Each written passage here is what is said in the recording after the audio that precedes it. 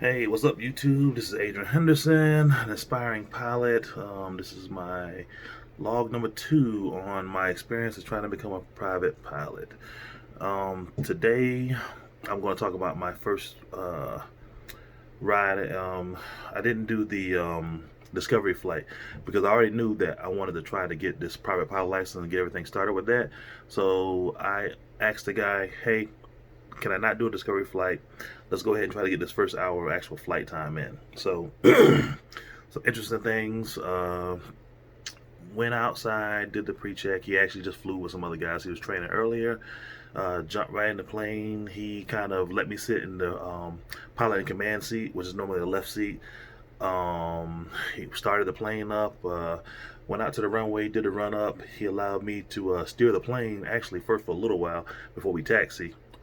Which I didn't realize that actually the plane is taxied by using rudder pedals.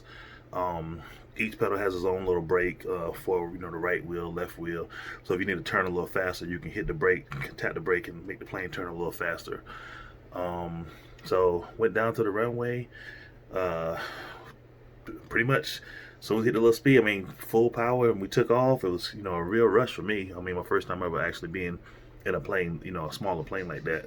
So took off. I'm in Columbia, South Carolina. I went to a small airport downtown Columbia, but took off. We flew around for a little bit. He This was actually a Cessna 172P. It had two. I can't remember, but it had the big screens right now. And excuse me, guys, I'm new to this whole thing. So I believe a Garmin 1000, so what they are.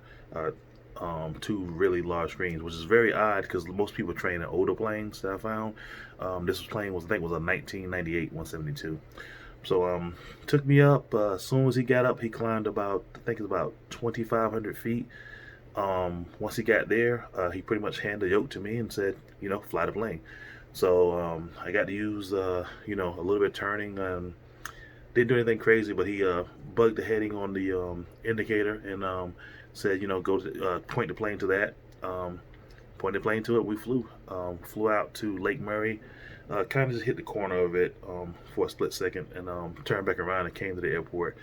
And then we went around the airport a few times and did a few touch and goes. The first landing that we actually did, we came in and he told me to continue on holding the yoke. And we went down. This particular airport actually has the glide slope lights, I think they would call them. But pretty much there was like 4 lights down there. If the 4 lights were all white, means you were too high. If the 4 lights were red, means you were too low. If there were 2 reds and 2 whites, means you were right on the glide path that they actually want you on to come into that airport. So he actually I continue to use the yoke. I'm not sure if any pedal input was used. If it was, he did it.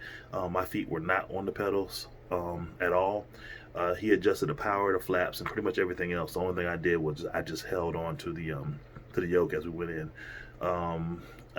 He said I actually did a very good job because as I came in, I flared, I guess you want to say, back in the transition. Then coming down pretty good.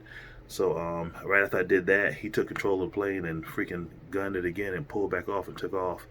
We went outside the pattern again for a second, and he gave me control again.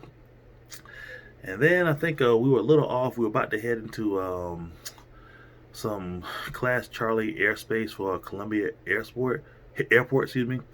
And he said, we don't want to go in there, we want to talk. So he took control again and pulled a steep turn. And if you have not done that, it's an experience because I don't know why he did it. I don't think he really needed to do it, but I think he just wanted to do it because I was new to it and see how I adjusted to it.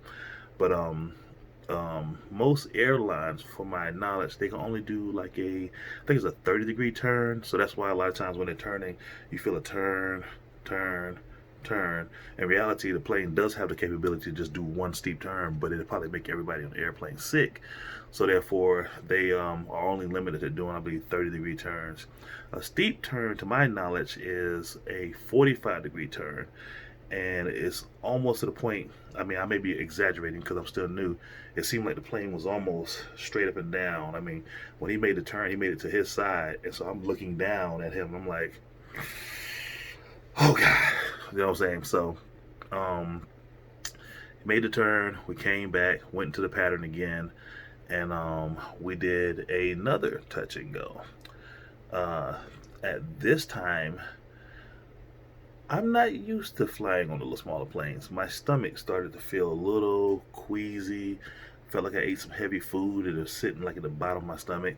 So we did another touch and go, and he pulled back really, really. I think he climbed out pretty steep. Well, for me, it was pretty steep. So pulled back pretty steep. Um, got back up to altitude. We went around one more time, and then he said, "Hey, we're gonna do another touch and go." And I was like, "Nah, I think we need to stop right now because my stomach's not feeling too good." So he came down, stopped. He parked the plane. We hopped out. Went inside. He gave me a little briefing on stuff that we did, and kind of gave me a review of the actual flight, and how he felt that I did in the whole thing. Uh, One thing I told him that that when I felt a little sick, um, he said that a lot of people get sick. He said the fact that I lasted for like about 45 minutes before I started, before I let him know that I was not feeling well. He said most people that take that long to get sick, that you can get past it. So I've spoken to a few people about that, and I've heard the same response, that you can kind of get over that. So I hope I get over it. So I'm going to continue on pushing. That could be one reason why I end these videos short or long and trying to become a pilot, because if I can't handle uh, the air sickness, then I'm going to have to end that. So, anyways, this is my video too, and I'm going to continue on sharing as I continue on moving forward. Thanks for watching, guys. Bye.